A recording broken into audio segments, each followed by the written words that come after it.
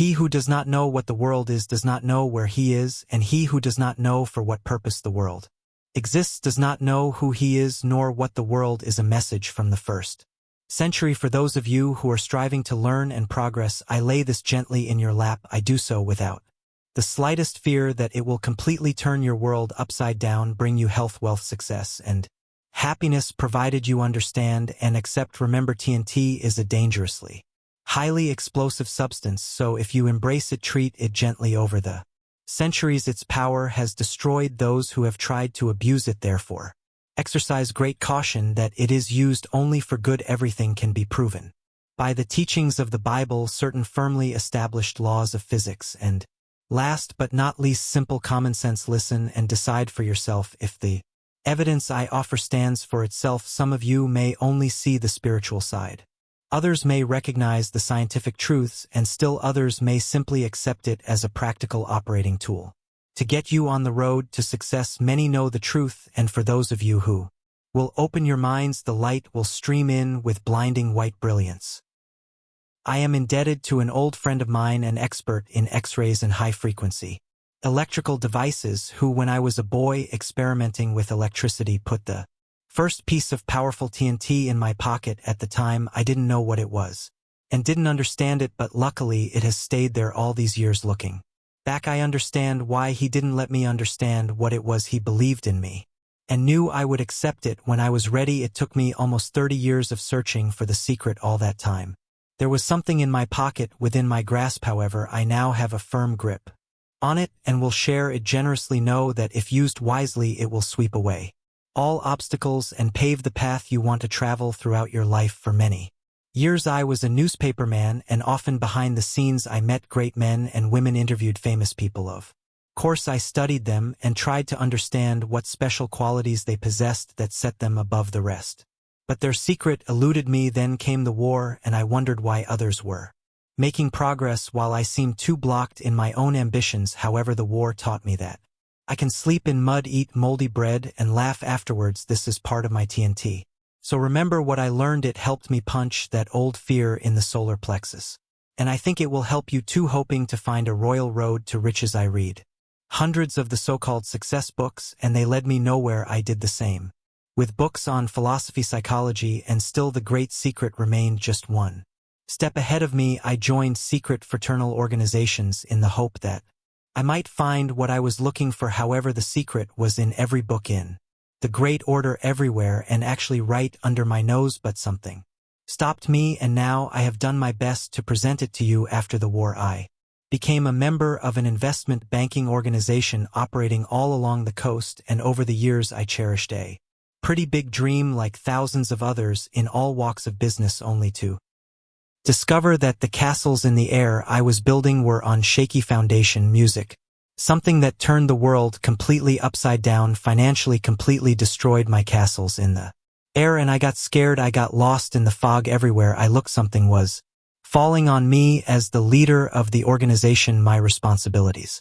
multiplied. Our business was facing a crisis due to the economic changes that were taking place around the world, and many people who did not understand the disaster that had befallen business everywhere were critical. All this led to worries and many sleepless nights. I dreaded going to work for fear that each day would bring additional misery. The weeks went by and the conditions got worse and worse. I was at a loss. Several times I talked about giving up the business, and one day at the end of June 1931, I made the decision to leave. I mentioned it to one of the women I had been working with for several years and saw reproach in her eyes. That night I tried to sleep once again. It was impossible. I paced back and forth for hours when suddenly around 3:30 in the morning I stopped and sat down. I could give in to the urge to escape and let the others carry on alone, or I could stay and do my bit of duty I knew was too much for me. I found myself almost saying out loud, "Right is right. It was always right. It can't be any other way." This was something I had been taught since childhood. Suddenly something seemed to unfold. A voice came out of nowhere and asked, "What have you been searching for all these years? What have you been learning? Where have you been? Where are you going? The royal secret." I jumped up and shouted, "I know it. I have it now. It's the secret. That's what they wanted to teach you. It's the royal secret." Something told me that I would find these exact words in a book that had been given to me many years before, which I had tried to read, had not understood, and had put aside. It was written by a great man, Albert Pike, a mystic poet and scholar. I grabbed it off the shelf. Flipping feverishly through the pages, the words were there, and I understood them immediately. Now I had the key. I could see a wide, smooth highway, and at the end of that highway a perfect flood of beautiful, radiant light. That's the road you're on now. What a simple-minded fool you have been. They tried to teach you, they tried to help you, and you closed a mind believing that you alone could find the path and stay on it. I was almost overwhelmed with the pure joy of it. All my fears, my worries were gone. I smiled. I knew was right, and that from now on everything would be all right for me. I slept like a baby. There was a different atmosphere in our office that day. The oppressive black clouds hanging over us began to dissipate. I told the woman with the reproachful eyes what had happened, and she gave me a knowing smile. She helped me get back on track, and I can never repay her. As one learned man said, we are all born with the ability to distinguish between right and wrong, and we are born with the ability to accomplish anything, but some of us have to run full tilt into a stone wall and smash ourselves to pieces before we really know what we're about. I hit the wall with a huge thud, and it was the biggest and best thing that ever happened to me. Many who noticed the transformation asked for an explanation. I told some of my best friends, and now here I am telling you because I know I can do good. The morale of our entire organization was at an all-time low. Everyone was discouraged, scared due to the necessity of things we had to do. A U-turn. My job was to do everything I could to help the others because I knew it was the right thing to do. At first I was undecided about what methods to use to help them, but I used my own system to address the subconscious. An inner voice told me to talk to them. Some were skeptical, but I said to myself, I can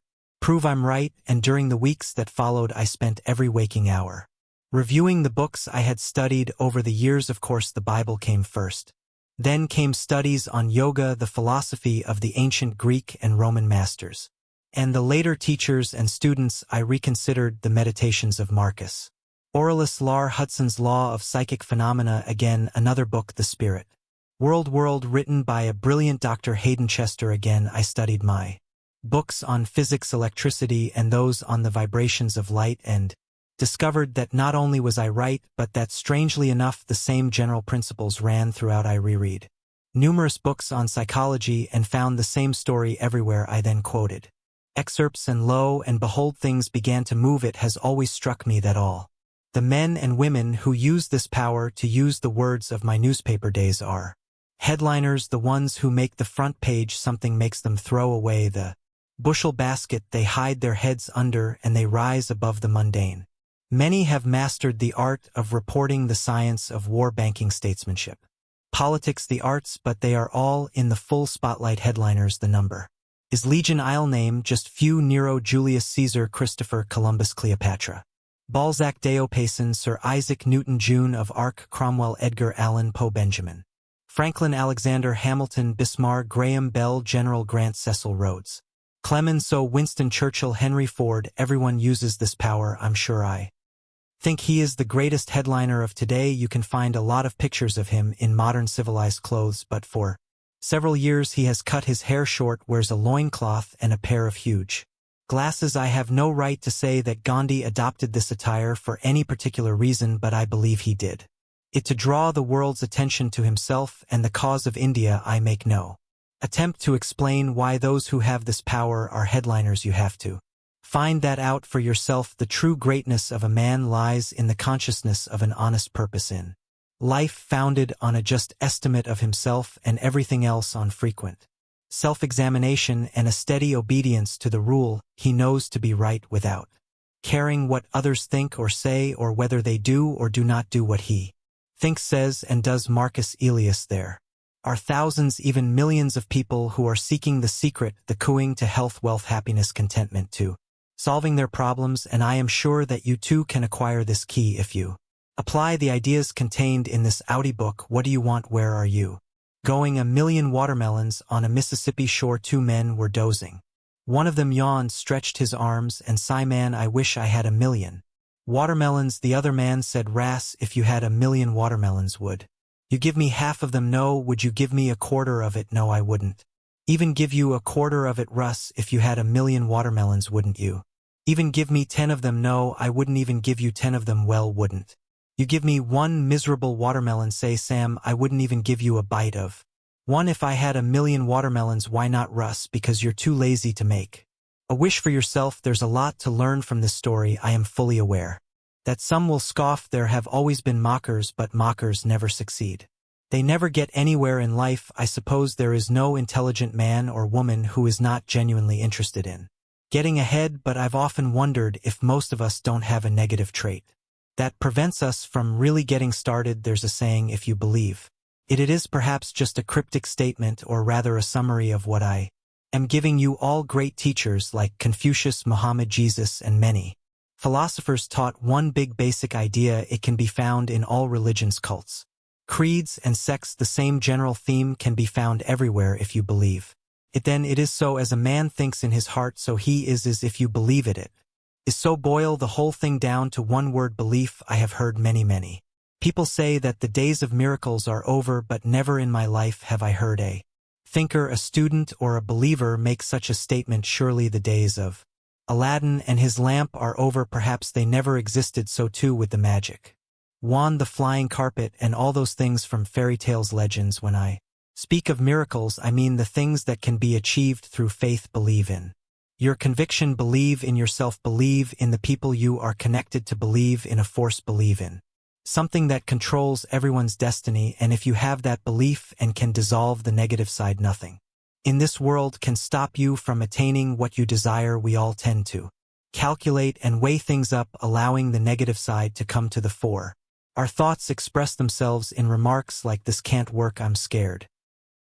What will happen if I do it? It's not worth the effort, and similar verbal alias. If you have not already expressed these thoughts yourself, then others have expressed them to you through the power of suggestion. You have accepted them as your own conclusions. The same message has been written and delivered thousands of times. It is found in the Bible, in the great brotherhoods. It guided the three wise men. The Crusaders carried it. Every outstanding personality in history has used it. Moses, Alexander the Great, Napoleon, Shakespeare, Washington, Lincoln, Roosevelt, Wilson, Benjamin Franklin, Edison, and thousands of others had a grip on this something. History has used it. The sages of all times, the medicine men, religious leaders, great teachers, yogis, the healers, the miracle men, they all knew this secret. They were all human beings if they knew it and could achieve it. So can you believe, trust only that, and the ability of a firm believer to pass it on to the other? That is the keynote of all great religions. All great things are started by one person, by one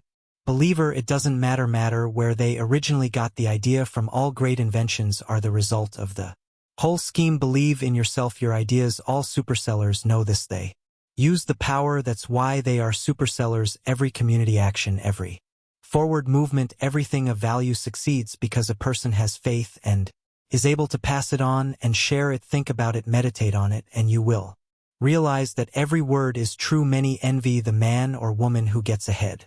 They envy their financial success, their power, their influence. Have you ever looked for the explanation? Everything anyone has ever done constructively has been done by them. Each of us, if put on the right path, can achieve what he or she envisions. If you believe it is so, where there is a will, there is a way. Get that willpower, that belief going every minute of the day, 24 hours a day, 7 days a week, 365 days a year. I promise you, if you do this, you will leave those around you behind you in the progress you make as quickly as high-frequency electrical discharges vibrate through the ether. A voice within me speaks. Mahatma Gandhi, on his arrival in England to seek a solution to India's problems, said, I am doing this because a voice within me speaks. Gandhi was talking about something that came from within. Call it a power, call it something supernatural, call it whatever you like. Some refer to it as the subjective consciousness, others call it the subconscious, some instinct still.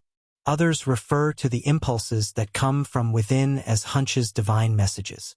Spiritualists refer to it as a voice from beyond, whatever it is, it brings results. And now I'll show you how to acquire it. The connection between the conscious and the subconscious. The connection between the conscious and the subconscious or subjective mind is close.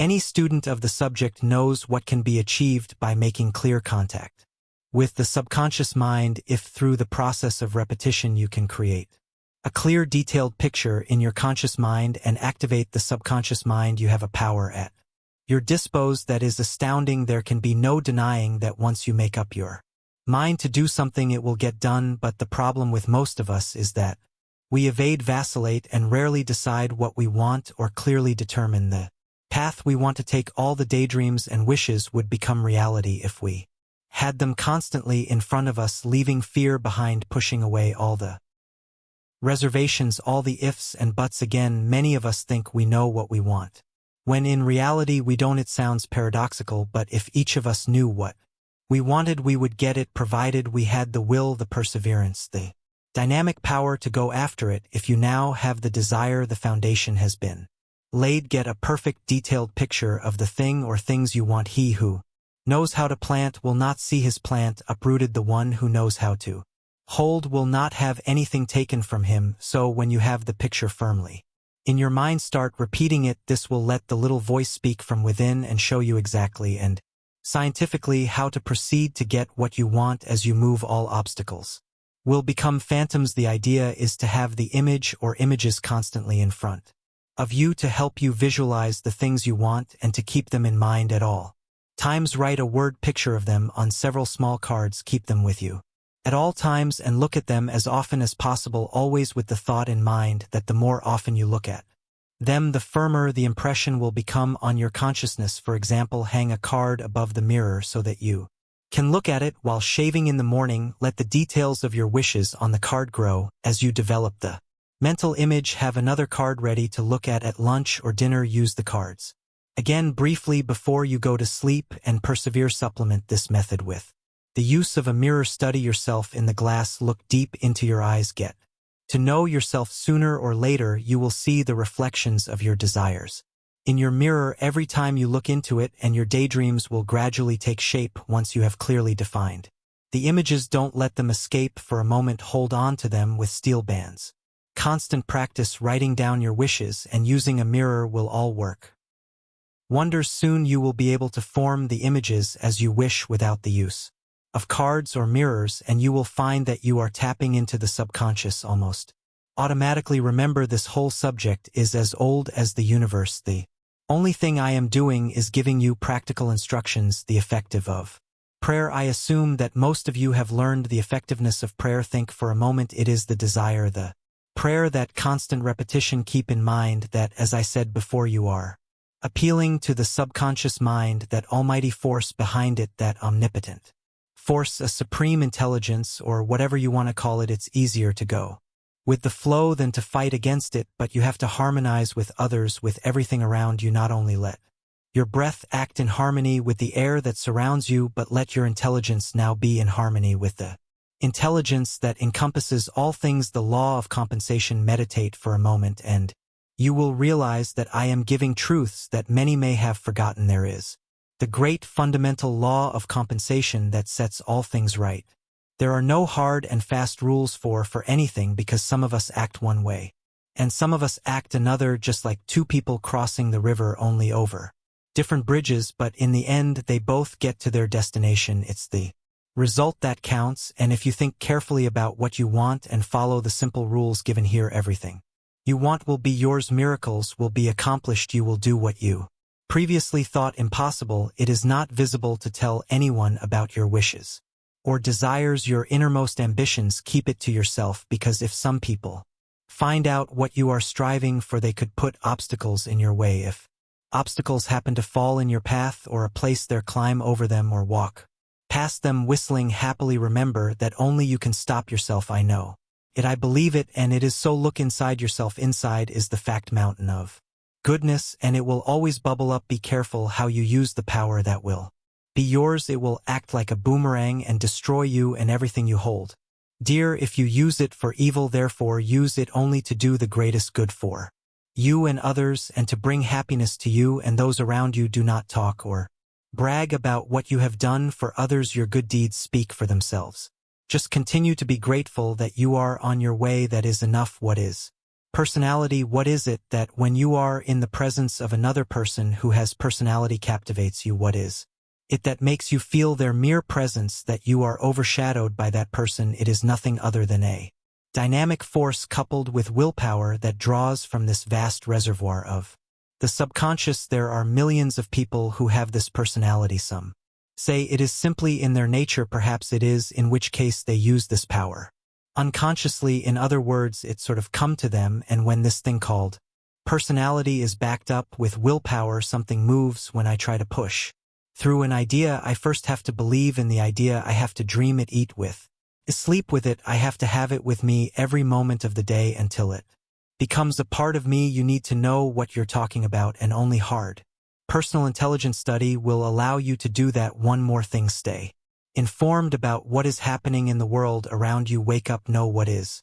going on around you. Stay in step with worldly affairs. The better informed a person is, the better equipped they are to get what they want. Remember that knowledge is power. He who knows others is wise, but he who knows himself is enlightened. Study, learn, and work. Develop a keen sense of observation. Become alive to yourself, and you will transfer it to the other. Acquire confidence, enthusiasm, and you will create similar vibrations around you. This is the theory of all life, as old as the world itself. Like begets like a laugh begets a laugh, a good deed begets a good deed, wealth begets wealth, love begets love, and so on. The ancient law of attraction formulated in Ayer's theory of electric magnetism states that parallel currents in the same direction attract each other. When they are out of tune and antagonistic, they upset others and make them antagonistic, because parallel currents in opposite directions repel each other. Every physical movement tells a story. Each one characterizes your personality. Take a close look at yourself in the mirror and question yourself again and again. You know whether you have it or not. If not, decide to get it. You can, and you will get it. When you decide, if you develop that intensity, that determination to move forward, determination will soon be visible in your eyes. It takes an affirmative type to make progress, and you can transform yourself into an affirmative type every day in every way. I am getting better and better. Always keep in mind what you want, and what positive thoughts will in turn be passed on to the subconscious. Think of health, wealth, and happiness, and they will all be yours. It can't be any other way. We all know people who constantly talk about back pain, headaches, or other types of pain. They almost insist on it. The constant repetition makes the pain a reality. If you have such pain or discomfort, there is no reason to talk about it. Likewise, there is no reason to talk about your worries, your problems. Don't talk about them, don't think about them. Then they won't be in your head. It's the repetition that keeps them there. Reverse the process. Move away from the negative side and become an affirmative type. Think affirmatively, and your pains, worries, and problems will disappear. If you are tormented by something external, it is not this thing that bothers you, but your own judgment about it, and it is in your power to eradicate this judgment now. But if something in your own disposition causes you pain, who is to stop you from correcting your opinion? If a train thunders across the tracks in front of you, what do? Surely you won't put the train in reverse and back up. You will slam on the brakes and bring your car to a halt, while once the train has passed you, continue on your way. If things go wrong around you, just slam on the brakes, turn off your engine until you can clearly see the road ahead. No power in the world except your hand can shift your car into reverse. So when you find yourself in reverse, remember that you alone got yourself there. We are living in a great crisis. There is an unlimited need for courage and bravery in human history, but there is no cause for despair. On the one hand, there is the path to such achievements, to such wealth and happiness as mankind has never known.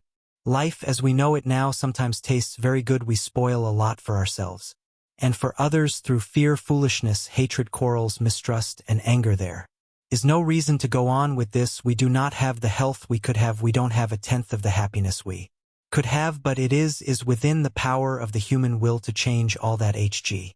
Wells, that power, that vital energy, or whatever it is inexhaustible, and it's so easy to use it if you just have the key. Successful people are not the result of what others have made of them, but what they have made of themselves. There are only two ways to move forwards and backwards, so why not move forward? You can shift your gear and move forward. When fear rules the will, nothing can be done, but when a man casts fear from his mind, the world becomes his oyster. To lose a little money is nothing but to lose hope, to lose nerve and ambition. That is what makes men castaways. Robert Newton. Find out exactly what you want and use the methods given, and you will discover that more doors are open to you than you ever dared to Dream, I am not interested in any prophetic declarations, I am interested in results. A light will dawn on you and you will see clearly how you can achieve what you are striving for. The conscious mind must be put into a receptive state. Before I close, I should say that conscious thinking needs to be put into a receptive state in order to get the ideas from subjective or subconscious thinking. Of course, we all know that it is the conscious mind that weighs, that calculates. The subconscious mind does none of these things. It simply passes ideas on to the conscious mind. You've probably heard it said before, follow your hunches. But what are these hunches?